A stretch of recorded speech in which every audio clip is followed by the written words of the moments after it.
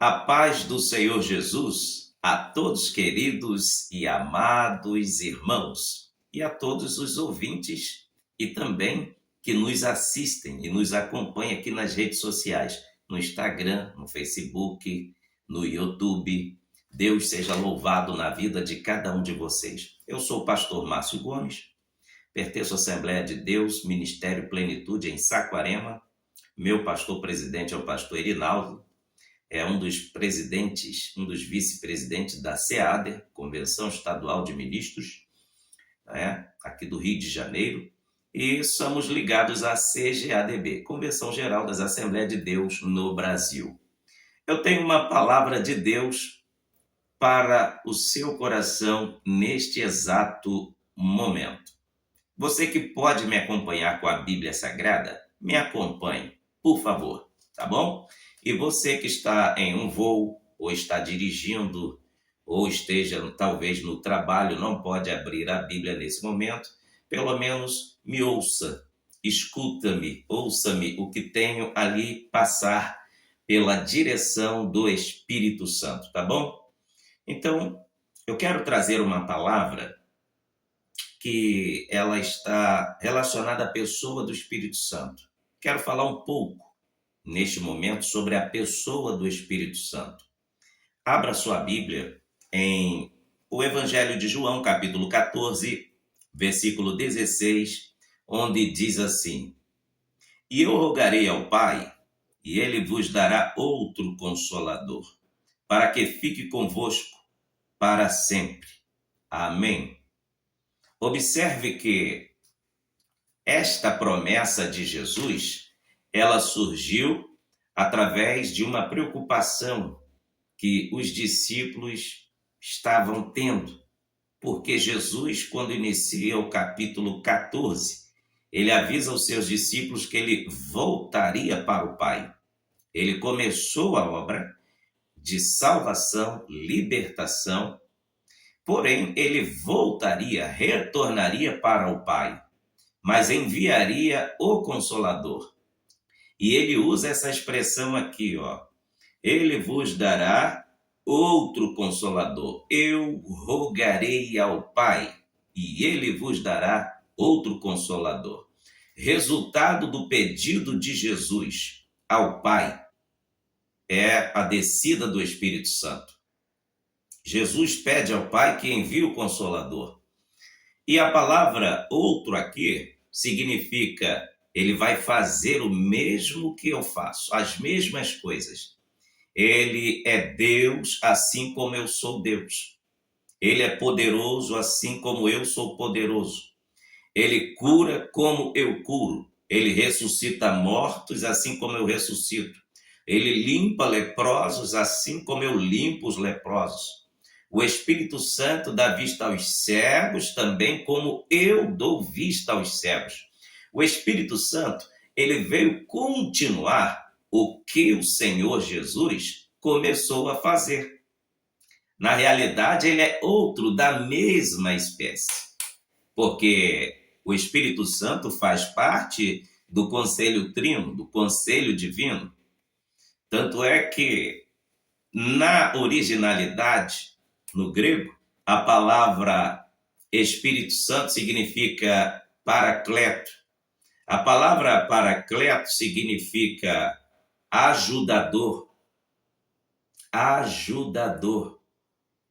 conselheiro, aquele que veio para ficar ao lado de alguém, aquele que fala em nome de alguém, defensor. Então veja quantas qualidades, que maravilha.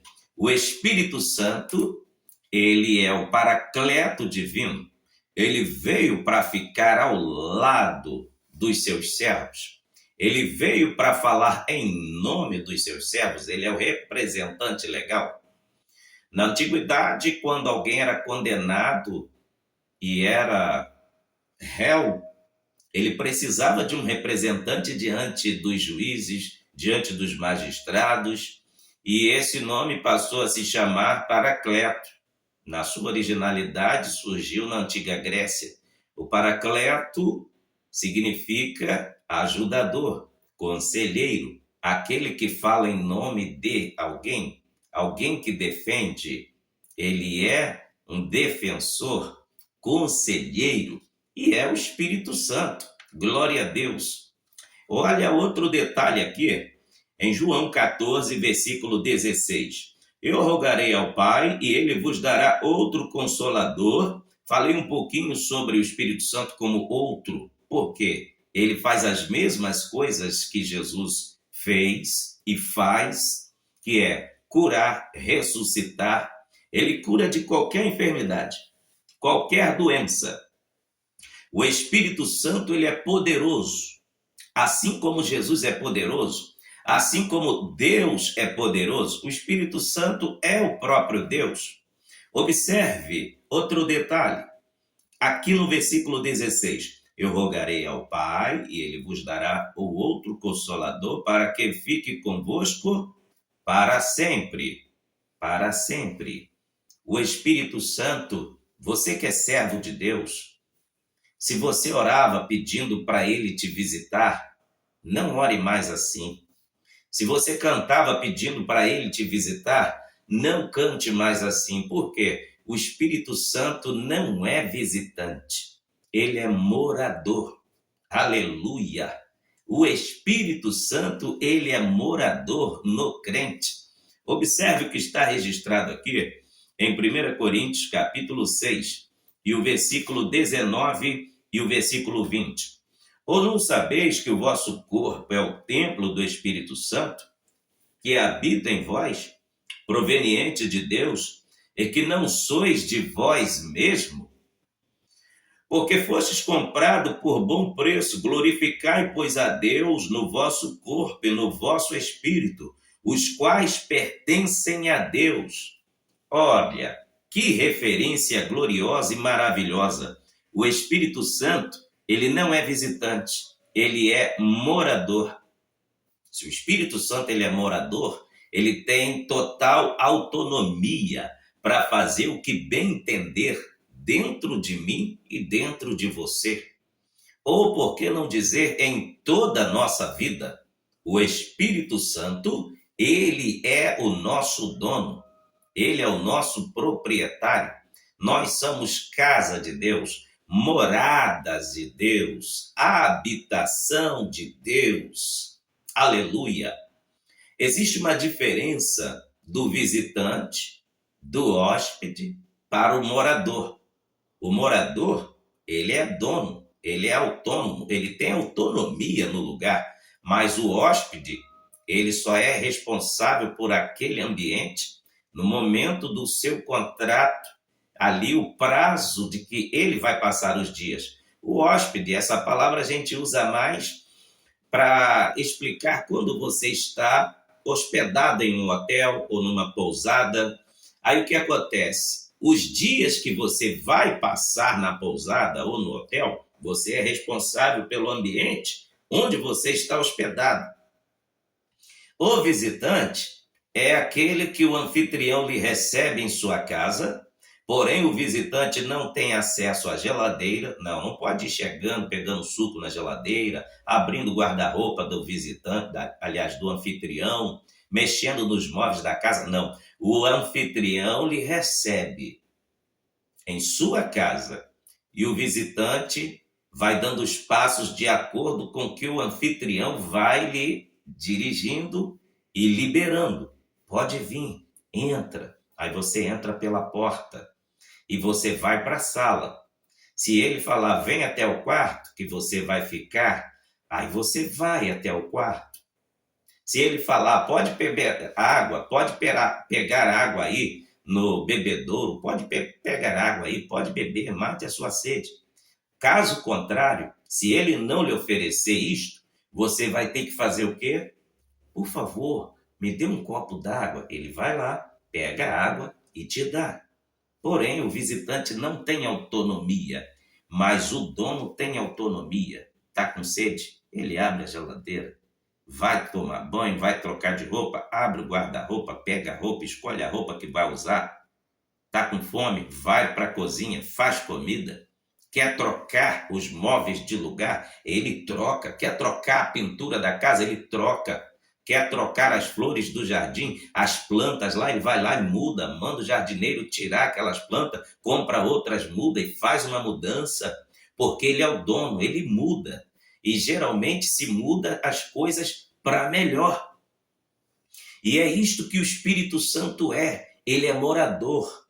Por isto que não devemos orar falando, Espírito Santo, vem, me visita. Não, ele não é visitante, ele é morador. Aleluia. O Espírito Santo é morador, ele habita em nós. E outra coisa, nós não nos mandamos. O Espírito Santo é o nosso dono, o Espírito Santo é o nosso Senhor. Observe aqui, 1 Coríntios, capítulo 6, versículo 20. Porque fostes comprado por bom preço, glorificai, pois, a Deus no vosso corpo, no vosso espírito, os quais pertencem a Deus. Aleluia. Você tem um dono. Agora, quero falar um pouco também sobre o Espírito Santo como nosso consolador. Se você observar aqui o que está registrado aos Romanos, a Epístola aos Romanos, capítulo 8, versículo 26, como que o Espírito Santo atua como nosso paracleto divino?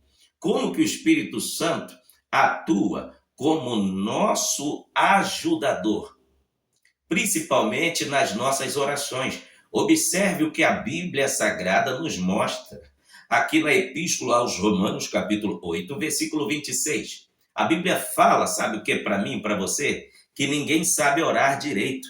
Ninguém sabe orar como convém. É o Espírito Santo que nos ajuda as nossas orações, porque as nossas palavras, os nossos vocabulários são muito pobres, são imperfeitos. Mas o que é que faz a nossa oração chegar diante de Deus e ser aceita diante do trono do Todo-Poderoso? É o bendito Espírito Santo que intercede por mim e intercede por você. Ele intercede por nós, com gemidos inexprimíveis. Olha que coisa gloriosa. Romanos, capítulo 8, versículo 26. E da mesma maneira também o Espírito ajuda as nossas fraquezas, porque não sabemos o que havemos de pedir como convém, mas o mesmo Espírito intercede por nós com gemidos inexprimíveis. Aleluia! Glória a Deus! Você acha que você ora direito? Você acha que a sua oração é perfeitinha? Não, ninguém ora direito. Não temos vocabulários concretos, vocabulários diretivos, conclusivos para fazer uma oração perfeita. Então, o que é que faz Deus atender a minha oração, pastor Márcio Gomes? É o Espírito Santo que eleva as nossas orações até o trono de Deus, até o trono da graça de Deus. É o Espírito Santo, o Paracleto divino. Aleluia! O nosso ajudador. Sabe aquele dia que você ora e não tem palavras, mas você quer orar, mas não sai som da sua garganta, o que sai é gemido, e as suas cordas vocais começam a vibrar. Me ajuda, Deus, porque a sua aflição é tão grande, o teu gemido é tão intenso, que você fala assim, não estou tendo condições de orar, mas eu vou gemer. Pelo menos eu vou gemer na presença de Jesus. Eu vou gemer porque não tenho palavras. Eu estou chorando porque não tenho palavras. Pelo menos as minhas lágrimas vai ficar aos pés de Jesus, sabe? Cloreto de sódio com hipoclorito. Aleluia. Aleluia. Hipoclorito de sódio com potássio são as nossas lágrimas. Aleluia.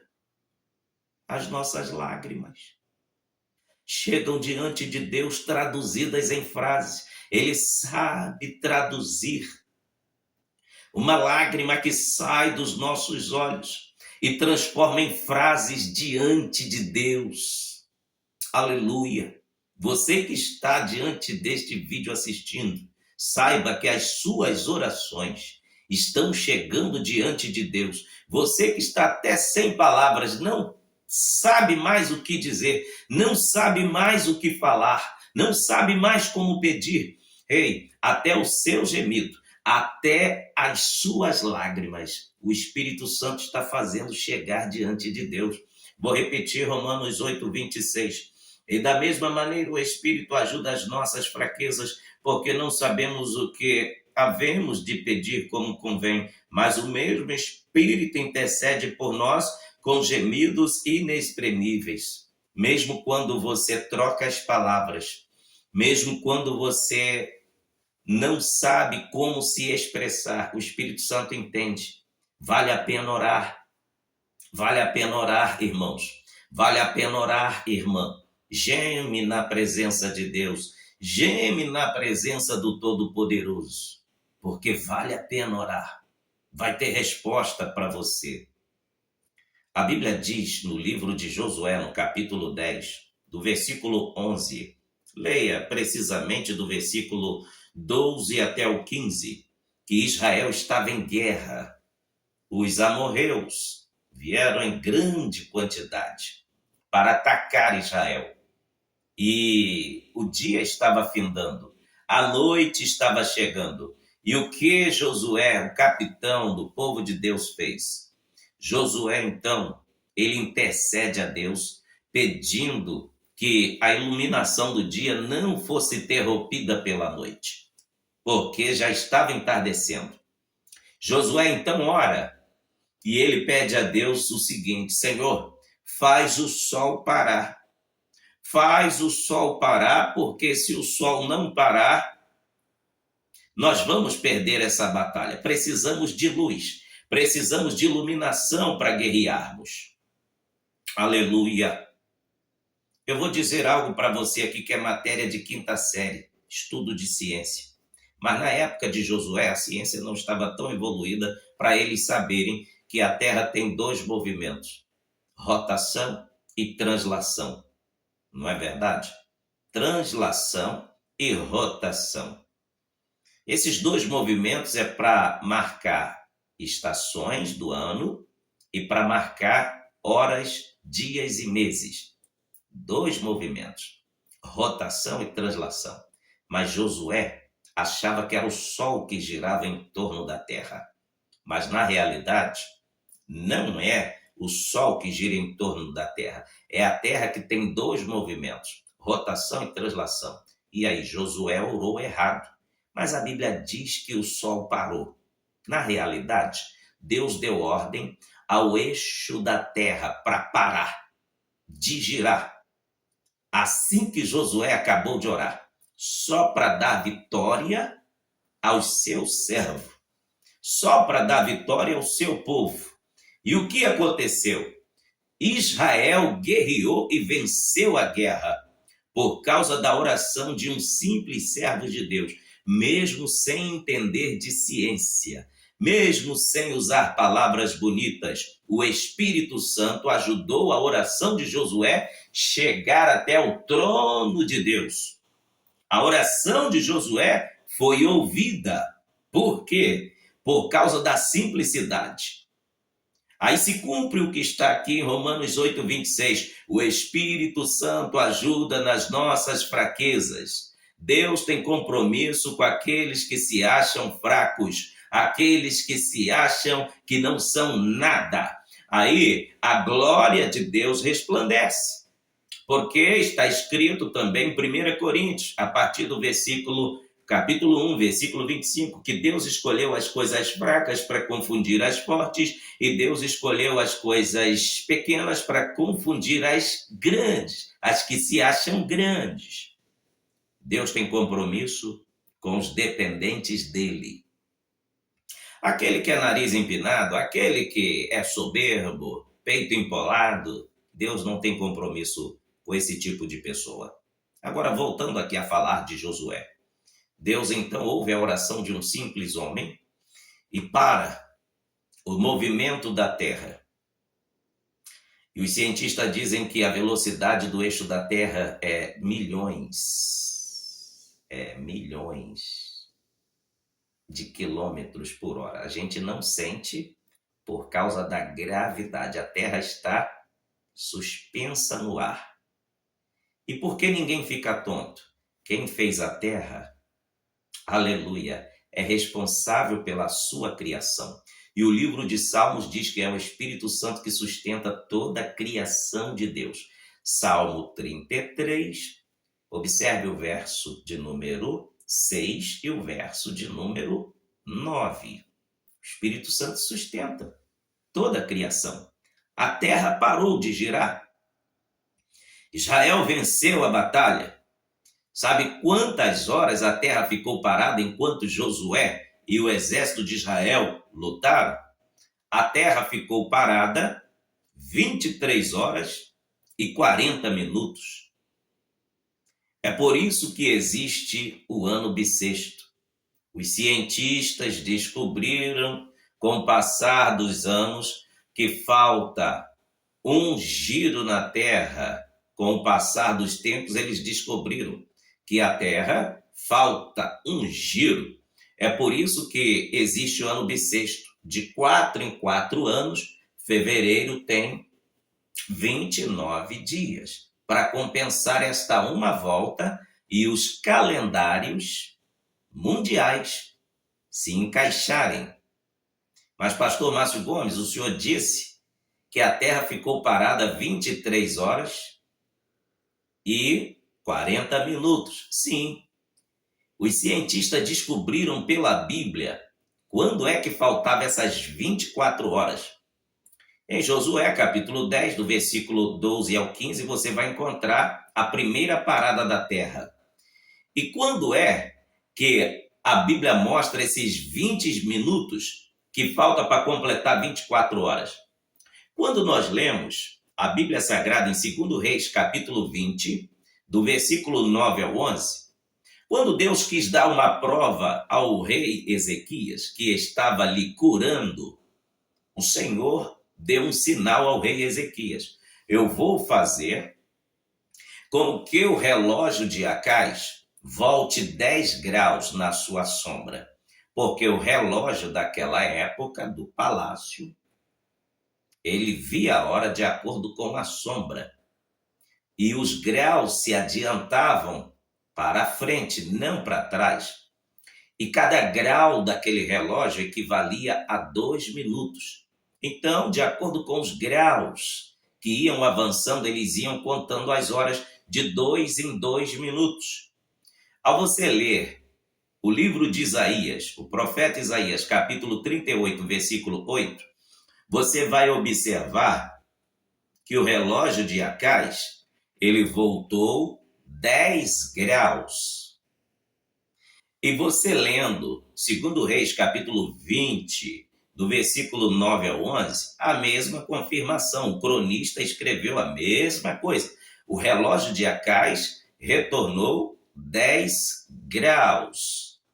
Dá o equivalente a 2 minutos cada grau que o relógio retrocedeu. Deus fez a terra voltar 40 minutos da sua hora, quando Deus quis mostrar a Ezequias que havia lhe curado.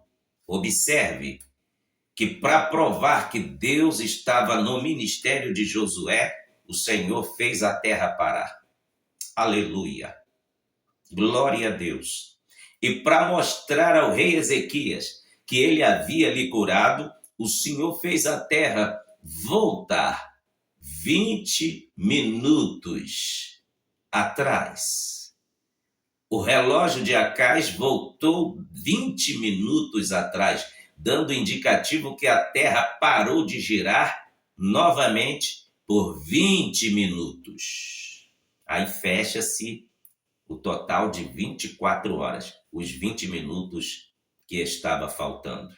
Deu para entender que através do Espírito Santo alcançamos grandes favores de Deus? Eu quero te dar uma boa notícia.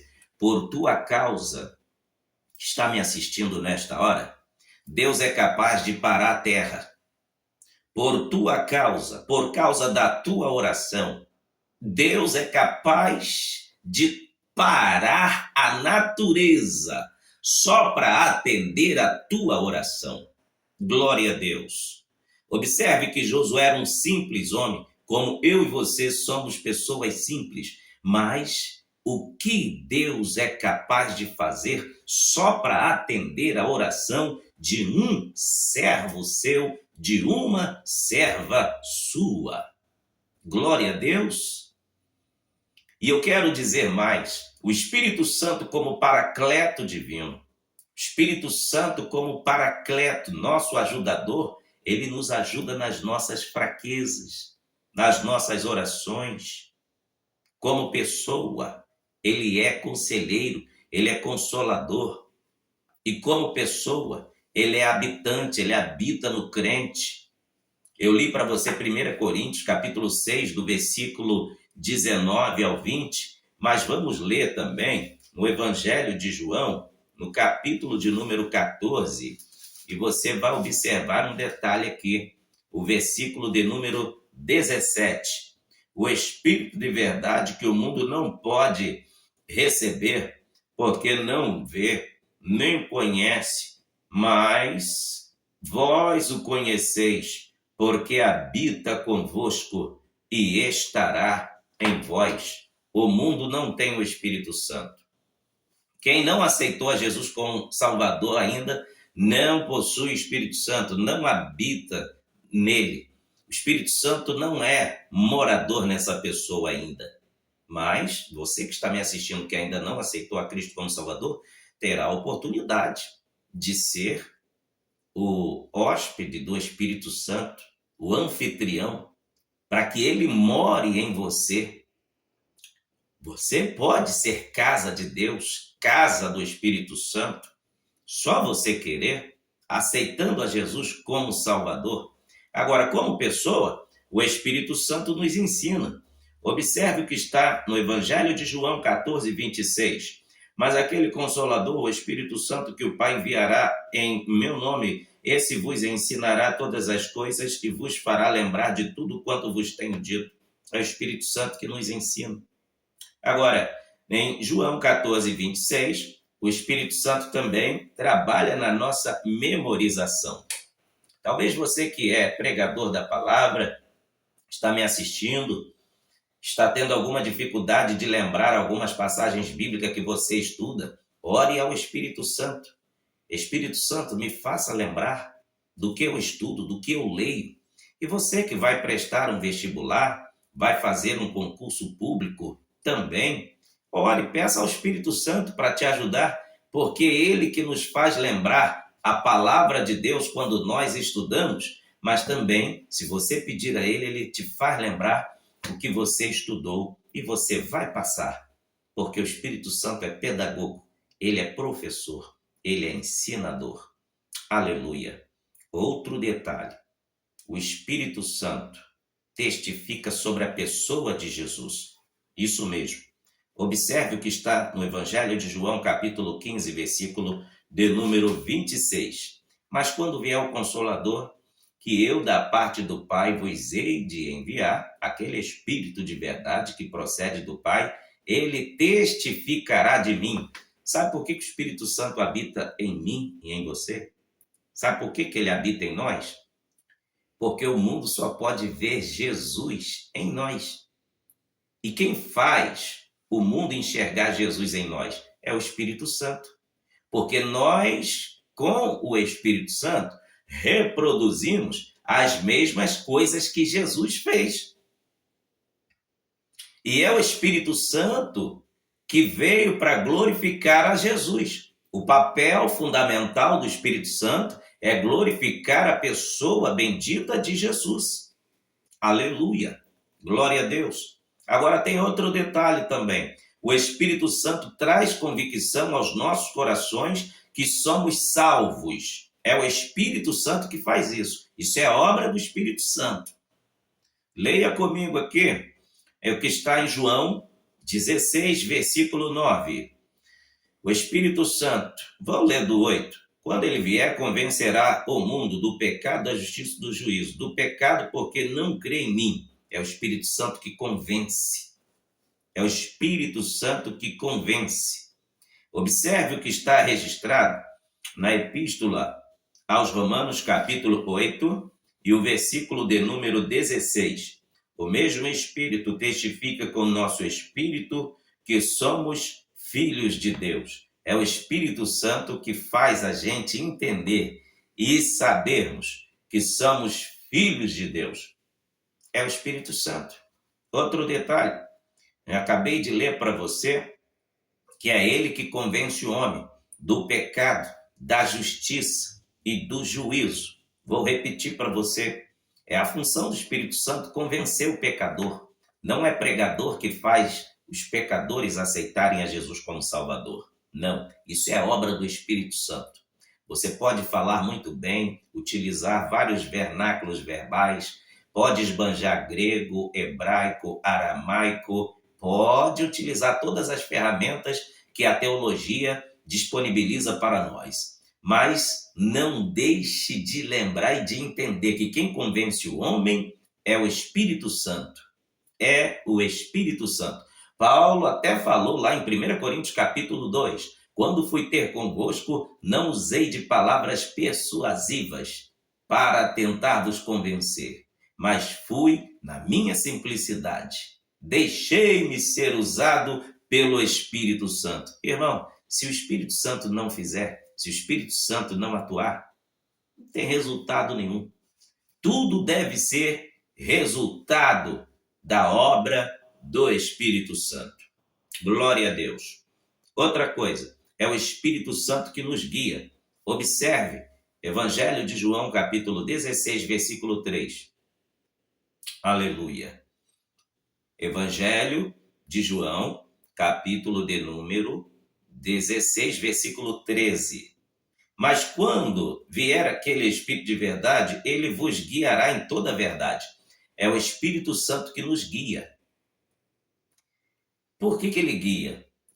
Na expressão original do texto aqui no grego, está falando de um tutor, está falando de alguém que pega na mão de um incapaz, de um menor, para conduzi-lo em segurança em um lugar de alta periculosidade, semelhante a uma babá ou uma mãe ou um pai que anda com uma criança pela rua e para a criança não correr o risco de ser atropelada por um veículo, segura sempre na mão da criança para tê-la em segurança.